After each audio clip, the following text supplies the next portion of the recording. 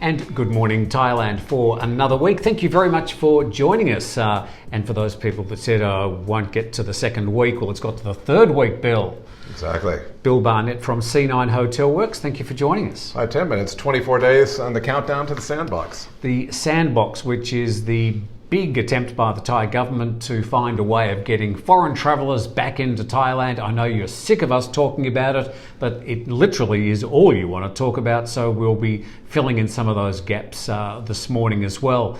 Now, there was a bit of debate over the weekend whether our Friday guest was driving and talking on his phone at the same time. What do you think, Bill? This is Bumkit, from the Phuket Hotels... PTA, Phuket Tourism Association. Tourism Association. He was also the Sandbox champion. He's doing a great job in terms of putting the word out on the vaccine. But was he driving and talking? I don't know. I just don't know. As I said, you can look at the video and is he or isn't he? I'm going to give him the benefit of the doubt, Tim. Yeah, I thought when we were talking to him before we went to air that he said his driver is taking him and the daughter to school, and it gave me the impression that he certainly wasn't driving. And it appears, if you look at the video, that he wasn't, because he was in the passenger seat. But people have said, no.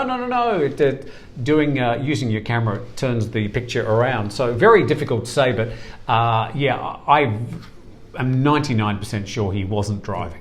That said, please don't zoom and drive at the same time. Yeah, and if there's more than two people in your car, of course, in Phuket at the moment, you should be wearing a mask. Anyway, to our guest today, and it's a great honour to have on the show the man behind the Banyan Tree brand. His name is KP Ho. We'll tell you more about him as we go through the interview, but good morning to you. Good morning, Bill and Tim. Good morning, KP. Where are you today? Well, where am I virtually? I'm actually in Phuket, but I'm trying to advertise our latest hotel. So my virtual background is the Banyan Tree, which is our latest brand, yet to be opened. And this is in Bali. So in Bali and Ubud. And you did allow me, I did ask you, can I do some advertising? So you said yes, so I'm So it's a valley sunrise there in the back of you, right? Okay, well, thanks very much for joining us. You've had your advertisement. We'll see you next time. All right, bye. KP, it's interesting, of course. The Banyan Tree is a five-star luxury brand that is very well known in Thailand. How has the brand been able to cope with the last 12 months? It's been very spotty. Our latest hotel to open, the Banyan Tree Krabi, has done phenomenally well until this latest lockdown. They had about 80-90% occupancy because it was a new hotel. And it pivoted, all of us pivoted to domestic tourism, but because it was a new hotel, a lot of people from Bangkok went there. Samui was hit very hard because, as you know, air flights to Samui, tickets are much more expensive than to Phuket. Phuket, we did very well during Songkran, and we were also pivoting with a lot of social media, KOLs from Bangkok, fashion shows with Thai celebrities, music festivals. So we were doing very well until this latest episode around Songkran. Then it went down to about zero. And of course now Phuket is virtually closed in preparation for the Sandbox. So people recognize it. And people are able to accept the fact that nobody from Bangkok is coming because of the requirement for COVID test. Right. I think, KP, you've been through a lot, certainly over the years, 1997, the Tom Yong-un crisis. You've also got the global financial crisis, 9/11. You've had SARS. You've also had the political events here in Thailand. How is the pandemic or COVID-19 different, in terms of the hotel business? It's been surreal. It's been the most surreal experience I've ever had. The one that was, I think, the most difficult was actually the tsunami, because people died all around the world, and it was, a physical shock. It was really dramatic. Whereas this pandemic is surreal because, we haven't seen any damage to anything physical. Buildings are perfectly fine. But hotels are all looking beautiful, but totally empty. You drive down Phuket, you drive down Bangkok, and you feel as if it's just unreal.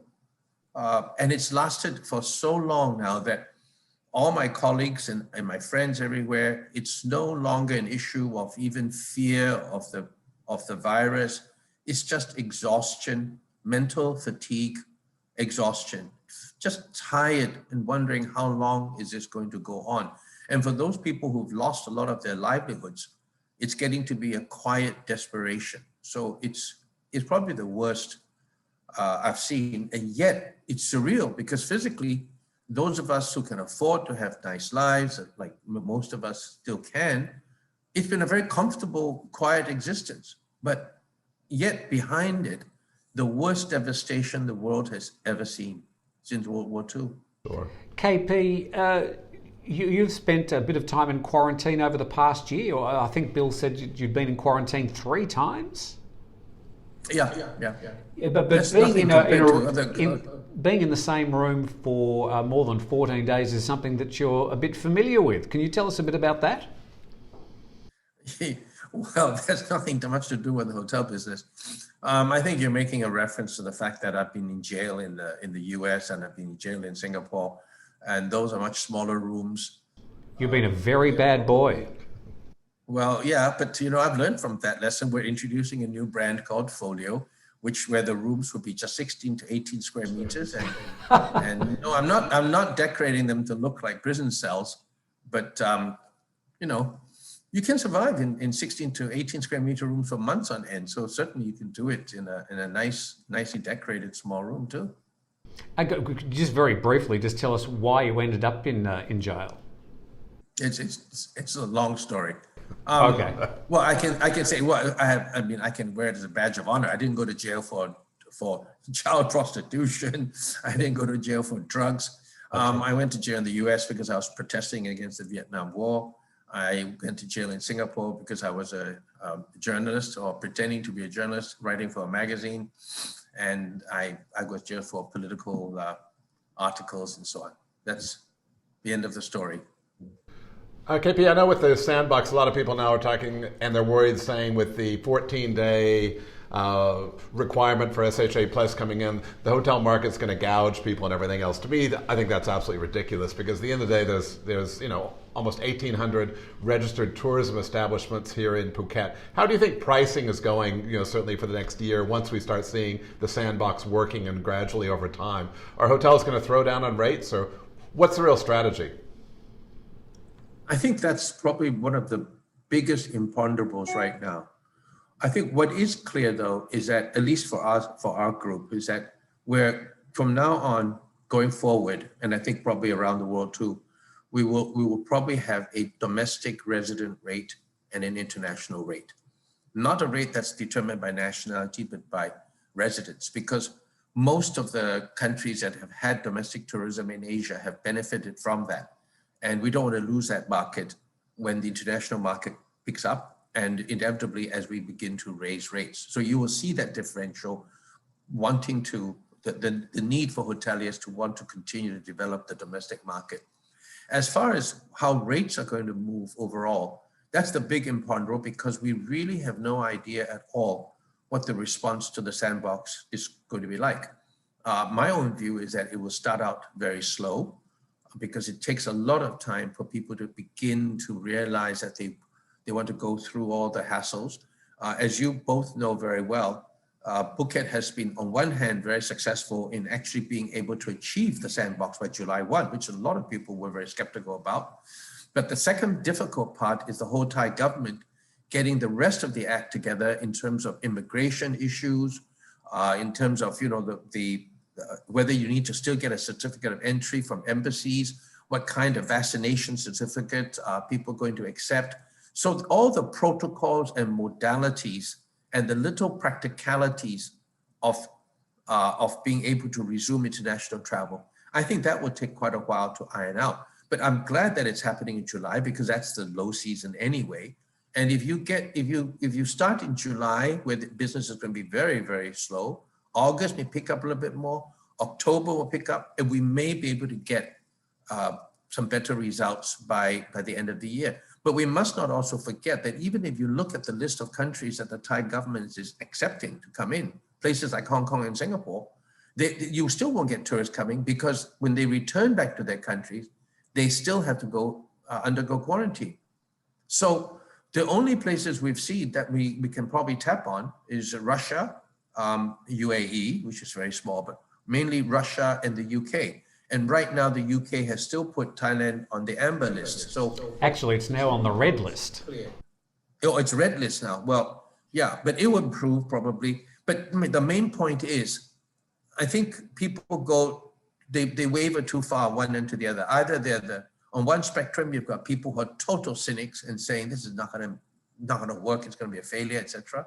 On the other hand, you've got people who think that there's going to be a deluge of tourists and hotels are going to gouge tourists with, ridiculous prices and so on. I don't think any of that will happen. I think it's going to be a slow return to recovery. But the main point that Phuket should be very, very proud of is the fact that in all of Asia, bar none, only Phuket is able to open up with vaccination, for vaccinated tourists. Bali is talked about doing it. It hasn't done it. Nowhere else in Indonesia, in Thailand, in the rest of ASEAN, is this being done. Only the Maldives has done it. But, when you look at the number of tourists that used to come from Europe to all of Southeast Asia, that's not just the 40 million that used to go to Thailand, but the people went to everywhere else, to Vietnam, to Cambodia, to Indonesia, and so on. And now Phuket is the only place to go.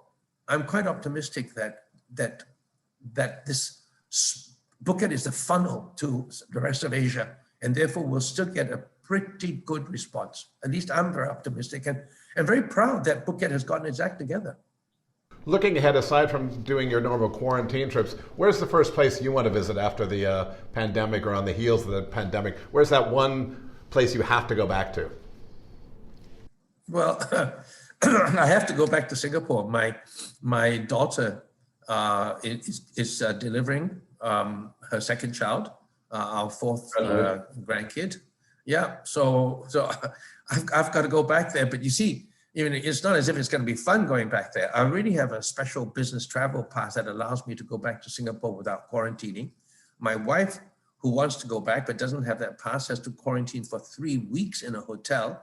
And even for me, without quarantining, with this very special pass, I have to do a COVID test every other day for 14 days. It's going to be a lot of pain in your nose on that one, right? Wow. Yeah, well, you're not going to get Singapore. A lot of Singaporean friends of mine have homes in Phuket, and they're not, they're vaccinated, but they won't come here unless they're willing to come for 6 months or more. And I've been in Phuket now for the longest time ever in my life, even though I started developing here 30 years ago. We never stayed more than 3 or 4 days because it was always for work.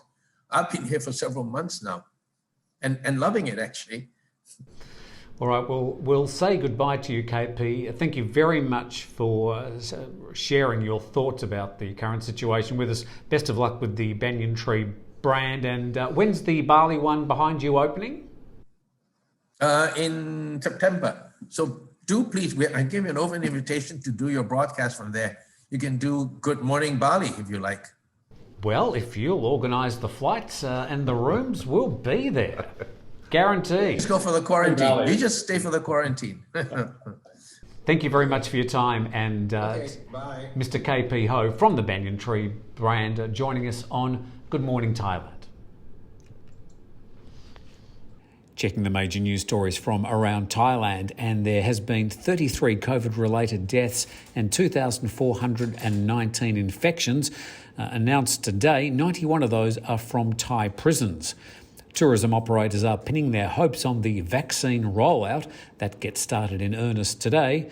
Thai Airways will have 5 direct flights from Phuket to European destinations. The Labour Party in the UK is urging the UK to close borders to Thailand and Vietnam. And the Thai Foreign Ministry is concerned about the situation in Myanmar.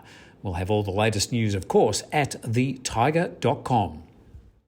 The Thaiger is getting behind businesses for the restart of tourism next month.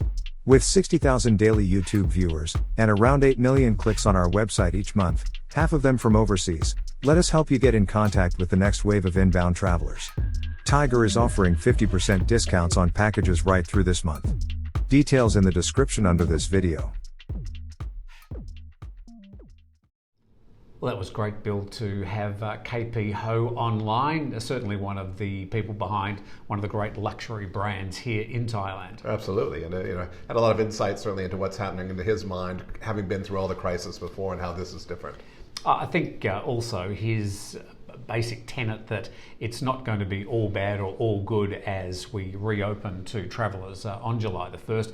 There's going to be, there's so many moving parts of the puzzle that it's going to be slow, it's going to be gradual, it will slowly build up. And sadly, there are still some questions a lot of people still have, epitomised by the number of inquiries we got on our videos and stories over the weekend. I still think the biggest thing is that we're going to have to learn to live with COVID, like it or not. We're not going to eliminate it. It's not going to be, no destination is going to be 100% COVID free for a very, very long time, if at all, certainly going ahead. So how are we going to learn to live with this crisis and continue to enjoy our lives, Tim?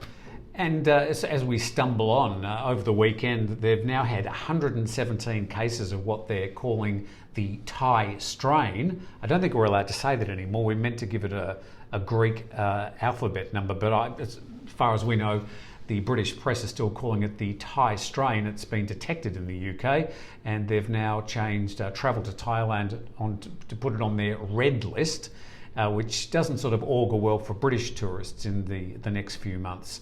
So it is going to be patchy. Where do you think most of the tourists are going to come from as Thailand reopens? It's going to come where the airlift is coming. Right now we're seeing, traditionally we're seeing Emirates come in, certainly Qatar Airlines, Etihad. So Europeans coming from Northern Europe, from highly vaccinated countries as well, from North America as well. These are highly vaccinated, coming through the Singapore hub as well. And same with Thai Airways, they've got 5 flights going to Europe starting in July as well, to Phuket. So I think that will drive business. And the first people coming back obviously are going to be people who have relatives here perhaps, or family reunions, or have businesses here as well. And then we're going to start seeing travelers come who are longer staying.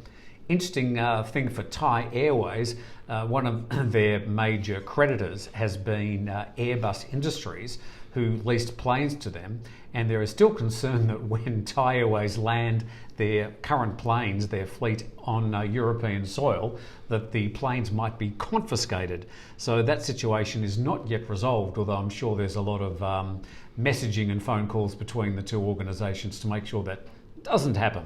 That would be a bit embarrassing. Could be a European vacation for some people when they're going the other way. Very sad over the weekend, and sadly all steeped in mystery, and the press will of course beat this up, including probably us. A couple, well-known couple, business couple from Thailand died. They were found at the bottom of a pool at a 5-star resort in Koh Tao. Koh Tao's had some very bad press over the past 10 years. Some of it deserves, and perhaps some of it doesn't, but very sad. You knew this couple.